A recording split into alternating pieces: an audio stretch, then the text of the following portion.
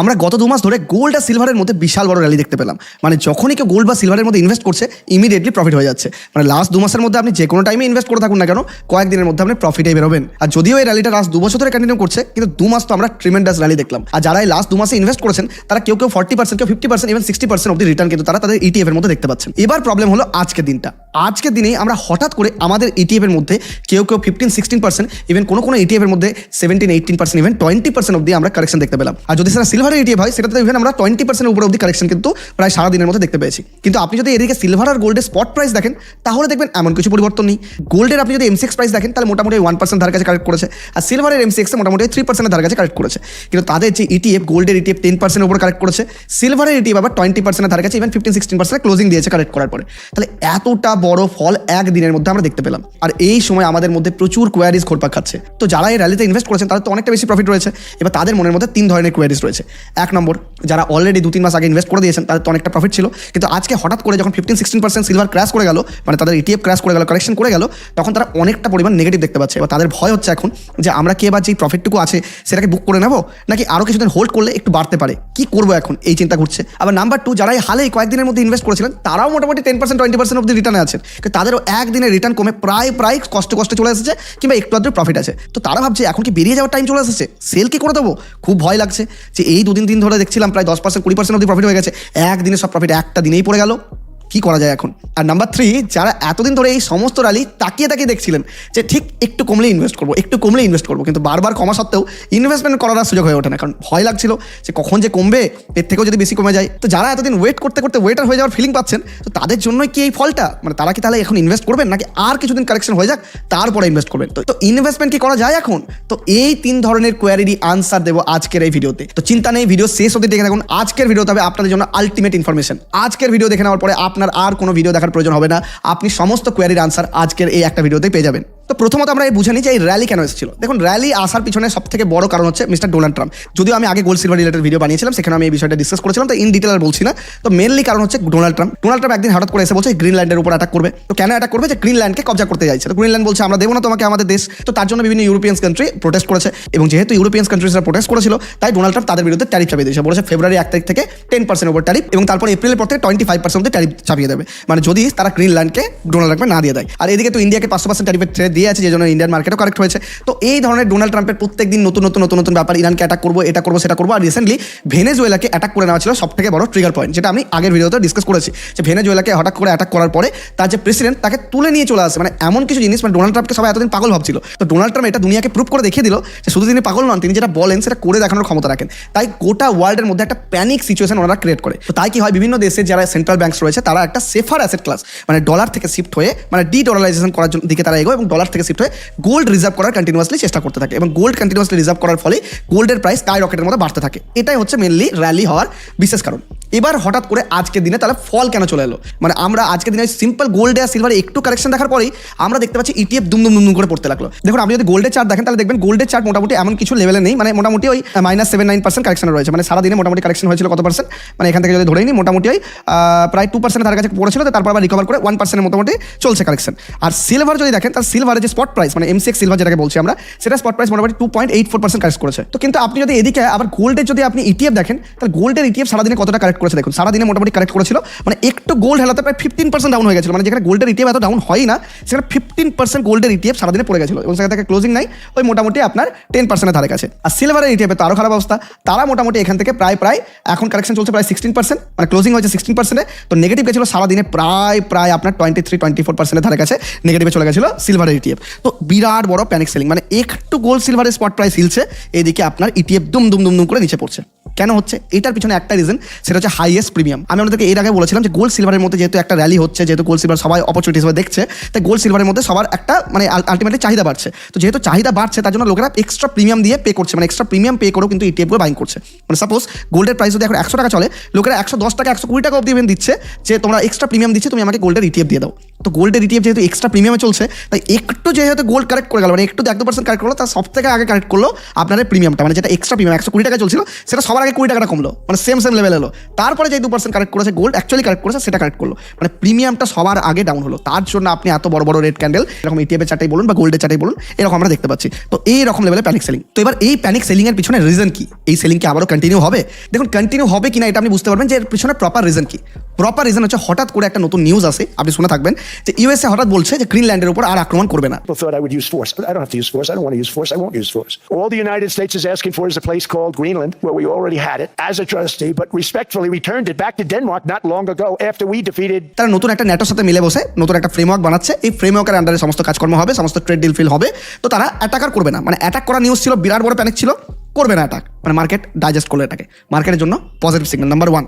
Number 2, যেহেতু United states প্রচুর পরিমাণ ট্যারিফ চাপাচ্ছিল ইইউ মানে ইউরোপিয়ান ইউনিয়ন কান্ট্রিজের উপর, তার জন্য ইইউ হঠাৎ করে মানে ইউরোপিয়ান ইউনিয়নের যিনি প্রেসিডেন্ট ওনাকে ইনভাইট করা হয়েছে 26 জানুয়ারিতে, ওনারা 26 জানুয়ারি আসবেন। তো উনি একটা অ্যানাউন্সমেন্টে বলেছেন যে আমরা ইন্ডিয়ার সাথে একটা বিশাল বড় ডিল করতে যাচ্ছি, মানে হিস্টোরিক ডিল করতে যাচ্ছি, আর সেটা হবে mother of all deals. Will travel to India, but we are on the cusp of a historic trade agreement. Indeed, some call it the mother of all deals. মানে এই প্রথমবার ইন্ডিয়ার সাথে ইইউ ডিল করতে চলেছে। কেন ডিল করবে? সব থেকে বড় ডিল কেন হবে? কারণ এদিকে ডোনাল্ড ট্রাম্প মানে ইউএস সাথে ইউএসের অনেক দিন ধরে কন্টিনিউয়াসলি ট্রেড হতো, সব থেকে বড় ট্রেডিং পার্টনার।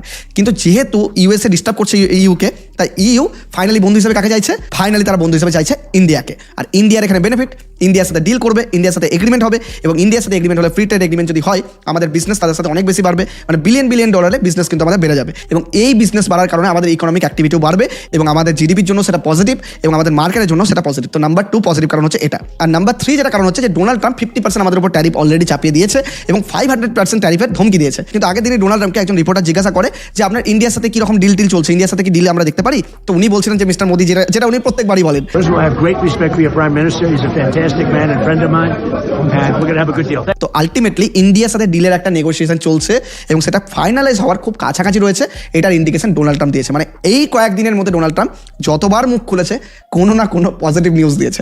মানে এতদিন ধরে ডোনাল্ড ট্রাম্প মুখ খুললেই কোনো না কোনো নেগেটিভ দিত, আর নেগেটিভ কথা বলা মাত্র গোল্ড আর সিলভার স্কাই রকেট হয়ে যেত, মানে গোল্ড আর সিলভার বাড়তে লাগতো আর আমাদের স্টক মার্কেট দুম দুম করে নিচে পড়তো। তো এখন মার্কেটই বলুন, গোল্ড আর সিলভারই বলুন, সম্পূর্ণ নিউজ বেসড হয়ে গেছে। মানে মিস্টার ডোনাল্ড ট্রাম্প কবে কি বলছে, কবে কি হুমকি দিচ্ছে, কার উপর যুদ্ধ করছে, কার উপর রকেট ফেলছে, ইরানকে এই বলছে, চায়নাকে এই বলছে, জাপানকে এই বলছে, এটা ওটা সেটা, কার উপর ধমকি টমকি এটা ওটা, এই সব কিছু মিলিয়ে এখন হয়ে গেছে মার্কেট। মানে ডোনাল্ড ট্রাম্প যদি সকালবেলায় উঠে ভালো কথা বলে মার্কেট বেড়ে যাচ্ছে, ডোনাল্ড ট্রাম্প যদি সকালবেলায় উঠে নেগেটিভ কোনো কথা বলে মার্কেট পড়তে লাগছে। তো এই হচ্ছে এখন ইন্ডিয়ান মার্কেটের সিচুয়েশন, আর আমাদেরকে এই সিচুয়েশনে ডিল করতে হচ্ছে। তো দেখুন এখন সিম্পল ফান্ডা এটাই যে গোল্ড আর সিলভার, যদি আপনি জিজ্ঞাসা করেন যে গোল্ড আর সিলভার কি এর থেকে বেশি বাড়তে পারে নাকি আরও পড়তে পারে, দেখুন সিম্পল কথা একটাই বলা যেতে পারে, যদি এই নিউজ মানে এখন যে নিউজ চলছে এই নিউজটা যদি ফাইনালাইজ হয়, কনফার্ম হয়, যদি কোনো রকম প্রবলেম না হয়, তাহলে আপনি খুব তাড়াতাড়ি লক্ষ্য করবেন যে ইন্ডিয়ান ইকুইটি মার্কেট আস্তে আস্তে বাড়তে লাগবে, আর গোল্ড আর সিলভারে আমরা কারেকশন বা কনসলিডেশন কিন্তু কন্টিনিউয়াসলি দেখবো।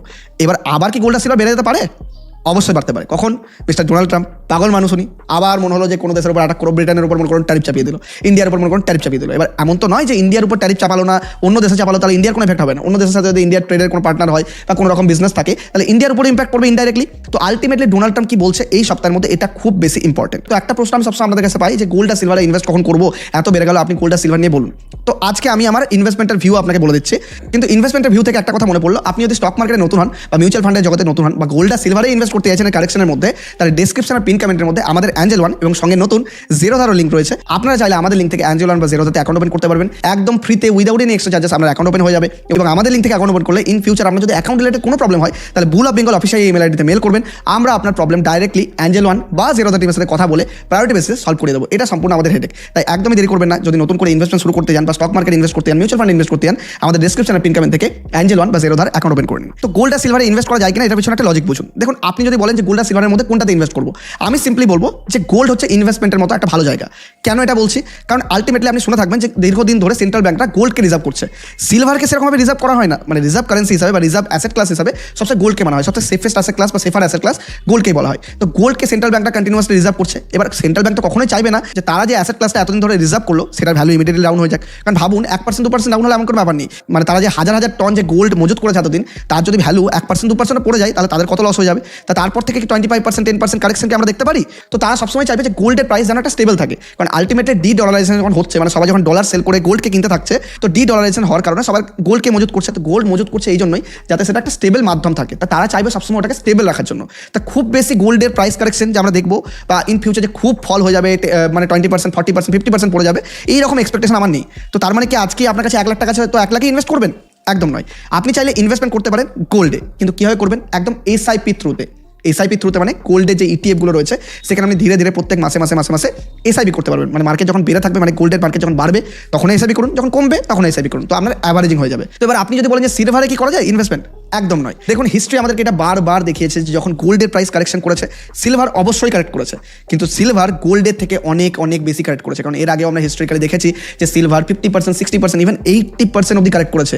মানে সিলভারকে সেফার অ্যাসেট ক্লাস মানা হয় না, সিলভারকে সিম্পলি একটা অপশনাল অ্যাসেট ক্লাস হিসেবে মানা হয়। তো সিলভারের যে এত প্রাইস বেড়ে গেছে, তো আপনি ইনভেস্টমেন্টের জন্য, মানে আমি যদি লং টার্মে হোল্ড করবেন বলেন বা এসআইপি করবেন বলেন, আমি সিলভারের উপর এতটা বেশি বুলিশ নয়। কারণ সিলভার অনেক দিন ভোলাটাইল থাকতে পারে, অনেক বেশি ফল করতে পারে, বা আপনাকে সেভাবে রিটার্ন দেবে এরকম এক্সপেকটেশন কিন্তু আমার নেই। তো সিলভার একটু প্রবলেমেটিক অ্যাসেট ক্লাস, যেটা বাকি দেশও সেরকম রিজার্ভ রাখে না, মানে সেটাকে স্টেবল রাখার চেষ্টা কিন্তু কখনোই করবে না। তো তাহলে তাও মনে হচ্ছে সিলভার ইনভেস্ট করতে হবে, পাশের বাড়ির লোক সিলভার ইনভেস্ট করে বড় লোক হয়ে যাচ্ছে, আমি এদিকে সিলভার ইনভেস্ট করছি না, আমার ঘুম হচ্ছে না রাতের, তাহলে কি করা যায়?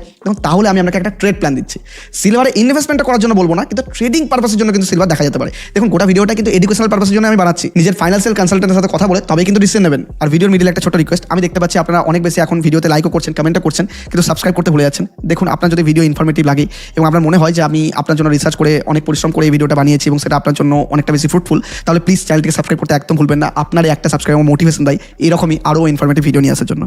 তো এবার সিলভারের ট্রেড কি করে করবো? সিম্পল জিনিস, তাই তো? এই ধরে চলুন, আমি সিম্পল আপনাকে রুল বলছি কি, যে সিলভারের যে টপ, তারা টপ থেকে সিলভার অনেকবার কারেক্ট করে, কিন্তু কারেকশনটা এমন বেশি হয় না। মানে নর্মালি যদি সিলভারকে বাড়ারই হয় না, তাহলে সে টপটাকে ভেঙে উপরে চলে যাবে। মানে ধরুন সিলভার যেমন এখানে বাড়াচ্ছিল, এখানে ধরুন টপটাকে ভেঙে কয়েকদিনের মধ্যে উপরে চলে গেছে। তো সিম্পলি আপনি সিলভারের যে হাই বানিয়েছে সিলভার চার্টের মধ্যে, মানে যে কোনো ইটিএফ খুলে নিন এবং সিলভারের যে চার্ট সেটার উপর যে টপ হাই আছে সে হাইয়ের উপর মার্কিং করে নিন। যখনই দেখবেন এই হাইটাকে ক্রস করে উপরে ক্লোজিং দিচ্ছে, মানে দিনের শেষ অবধি মোটামুটি ক্লোজিং দিচ্ছে, তখনই আপনি সিলভারকে ট্রেড পারপাসের জন্য দেখতে পারেন এবং তার স্টপ লস লাগিয়ে রাখবেন তার টপ থেকে 10% নিচে। মানে আপনি যখন সিলভার বাড়তে লাগবে তখন দুম করে এর উপরে কন্টিনিউয়াসলি ক্যান্ডেল কিন্তু ক্লোজিং আমরা দেখতে পারি। এবার ঘটনা হচ্ছে সেল কখন করবো? সেল আপনি কি করবেন, যে নতুন যে সিলভার টপ বানালো, মানে যেখান থেকে সিলভার আবার নতুন সেলিং আসছে, সেখান থেকে যদি কখনো সিলভারের 10%-এর নিচে যদি আমরা কারেকশন দেখি, তাহলে আমরা সিলভারকে করে দেবো সেল। মানে এই লেভেলে আমরা সিলভারকে সেল করে দেবো। যখনই দেখবেন যে টপ থেকে, মানে ধরুন টপ যদি এটা হয়, ধরে নিচ্ছে টপ এটা, তো টপ থেকে যখন 10% ফল করলো, মিনিমাম 10% উপরে, তখনই আপনি সিলভার থেকে এক্সিট নিতে পারেন। তো সিলভারকে ট্রেড পারপাসের জন্য দেখুন। এবার আবার সিলভার এন্ট্রি কখন নেবেন? আবার যদি বেড়ে যায়, মানে আপনি সিলভার এন্ট্রি কখন নিতে পারেন এখানে? তো আবার সিলভার এন্ট্রি নেবেন এই যে হাইটা ছিল, মানে এই যে তার টপ হাই, নতুন যে টপ হাই বানালো, সাপোজ ধরে নিচ্ছে এই যে টপ হাই, তো এই হাইয়ের উপর আবারও যখন একটা ক্যান্ডেল আপনাকে ক্লোজিং দেবে এরকমভাবে একটা গ্রিন ক্যান্ডেল, তখন সিলভারে আপনি আবারও ইনভেস্টমেন্ট পারপাসের জন্য বা ট্রেডিং পারপাসের জন্য সিলভার দেখা যেতে পারে। তো আবারও স্টপ লস কখন হবে? আবার একই রকমভাবে তার টপ থেকে 10%। এতে আপনার কি হলো? কিছুটা হয়তো অপরচুনিটি কস্ট হলো, মানে আপনি একদম লোয়ার লেভেলে হয়তো ইনভেস্টমেন্ট করতে পারলেন না, কিন্তু আপনি সিলভারের সম্পূর্ণ যে র্যালি, পুরো র্যালিতে অংশীদার হলেন, মানে পুরো র্যালিতে অংশগ্রহণ করতে পারলেন। মানে আপনার রাতের ঘুম গেল না, পাশের বাড়ির লোক একা বড় লোক হলো না, আপনি নিজেও বড় লোক হলেন এবং তার সাথে সাথে আপনি সঠিক টাইমে বেরোতে পারলেন। কারণ ভাবুন, সাপোজ যদি আপনি এই লেভেলে ইনভেস্টমেন্ট করেও থাকেন, তাহলে এখান থেকে ধরুন এত দূর অব্দি 55% প্রফিট, কিন্তু সাপোজ এই টপ থেকে মাত্র 10% যদি কারেক্ট হয়, তাহলে দেখুন, তাহলে জানবেন 1/4 চলে গেল, মানে 1/4 প্রফিট আমরা চলে গেল। আর যদি মোটামুটি 20% কারেক্ট হয়, তাহলে 50% প্রফিট আমরা চলে গেল। মানে উপর থেকে যখন কারেকশন আসবে, তখন যদি 10% অপেক্ষা আমরা বসে থাকি, 10%-এর পরেও যদি কারেকশন আমরা হোল্ড করি, তাহলে দেখবেন 50% প্রফিট আমরা ওয়াইপ আউট হয়ে যাবে। তাই সিলভারকে দেখা যেতে পারে শুধুমাত্র ট্রেডিং পারপাসের জন্য। হায়ার হাই প্যাটার্ন যখন ক্রিয়েট করবে, সিম্পলি যখনই হাইকে ব্রেক করবে, তখন একটু ট্রেডিং পারপাসের জন্য দেখা যেতে পারে, স্টাডি করা যেতে পারে। তারপরে আবার যখন টপ হাই থেকে 10% কারেকশন করবে, তখন আমরা সিলভারকে সেল করে বেরিয়ে যেতে পারি অনলি ফর স্টাডি পারপাস। এবার ফাইনাল প্রশ্ন, যে মার্কেট নিয়ে তাহলে আমাদের ভিউ কি? আমরা তো শুনছি যে অনেক বেশি ডিল হয়েছে, আমাদের ইন্ডিয়ার সাথেও ডিল হচ্ছে, ইউএসএ বলেছে ইন্ডিয়ার সাথে ডিল করবো, ইউ বলছে মাদার অফ অল ডিলস হবে, আবার এদিকে আমাদের ইন্ডিয়া চায়নার সাথেও ভালোভাবে ডিল করার চেষ্টা করছে এখন। তো আপনি যদি নিফটির চার্ট দেখেন, দেখুন এটা হচ্ছে 50 EMA আর এটা হচ্ছে 200 EMA। নিফটির চার্টের মধ্যে একটা জিনিস লক্ষ্য করুন, লাস্ট দিন এই যে 200 EMA নিচে কিন্তু মার্কেট চরমভাবে চলে যায়, মানে বিশাল নেগেটিভ ক্যান্ডেল বানিয়েছিল। এই যে নেগেটিভ ক্যান্ডেলটা, এটা দেখুন ফাইনালি একটা দোজির মতো ক্যান্ডেলে ক্লোজিং দিল, মানে ইনডিসিসিভ ক্যান্ডেল, মানে পজিটিভ দেখাচ্ছে কিন্তু একদম 200 EMA এর কাছে এসে ক্লোজিং দিল। খুব ভালো কথা।